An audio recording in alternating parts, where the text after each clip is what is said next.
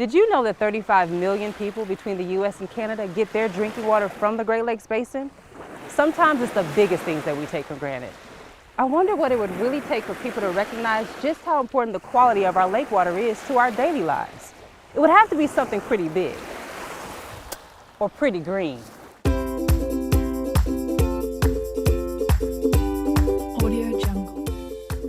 The water that you're looking at is green, and it's all because of algae. I'm here on the shores of Western Lake Erie meeting one of the experts. That's right, experts on the front lines of one of the most important restoration projects in all of the Great Lakes. But first, let's learn why this issue is so important to our region. Algae are naturally occurring plants that grow in the water. When algae grow extremely rapidly, it's referred to as an algal bloom. Most blooms are harmless, but certain types can pose risk to the other organisms in the area. For example, they can make the water undrinkable, like in 2014, when 500,000 people around Toledo, Ohio were affected. Matt Kovach is one of them. He is a coastal program manager for the Nature Conservancy and part of a team restoring wetlands on the edge of Lake Erie. I met him at Metzger Marsh. While it might not seem the case, that puts him right in the middle of the work being done to help keep the water in the Great Lakes safe.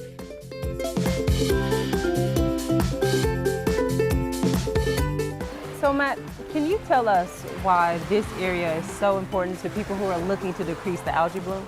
Yeah, so this part of Lake Erie is really broad, it's very shallow. Yeah. There's a really large watershed, so there's a lot of area of runoff that's coming into this part of the lake. So that tends to be why this area of the lake tends to experience the really bad algae blooms that we're seeing today. Yeah, and so how is wetland restoration helping to solve that problem? Well, you know, one of the reasons is that wetlands can act as nature's kidneys. They can filter a lot of runoff before that water can come out here and fuel algal growth. But rather than talking about it, how about I go show you instead? All right, let's go check it out. Okay.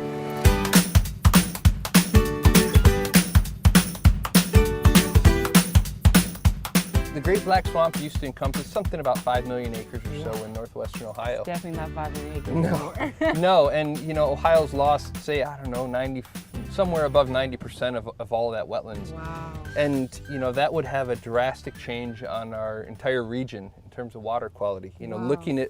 looking at this area we're sitting in right now, you've got all of this wetland vegetation, and you can see how as water flows through here, through these wetland areas, Right. it's got to percolate through all of that vegetation and filter through all of that.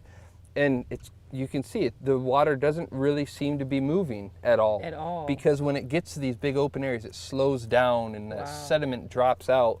And you know, that's really how wetlands filter water, Wow. is there's enough vegetation that absorbs it.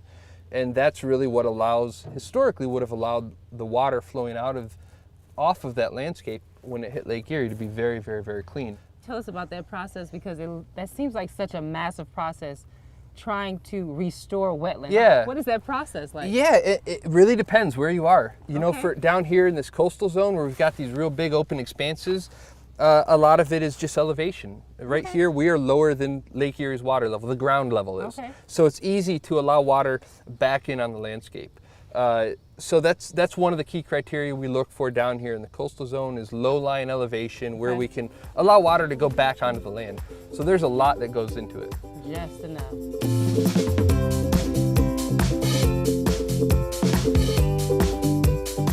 Well, you know what, Matt? Thank you so much for showing Sure. us these wetlands today. I think we all have a better sense of why habitats like this are so important and why people like you are working so hard to protect. So thank you for being Sure.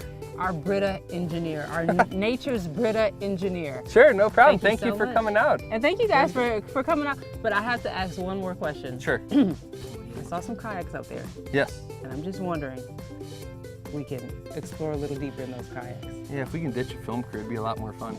Okay. All right, cool. Let's maybe do we it. can do that. Okay. All right.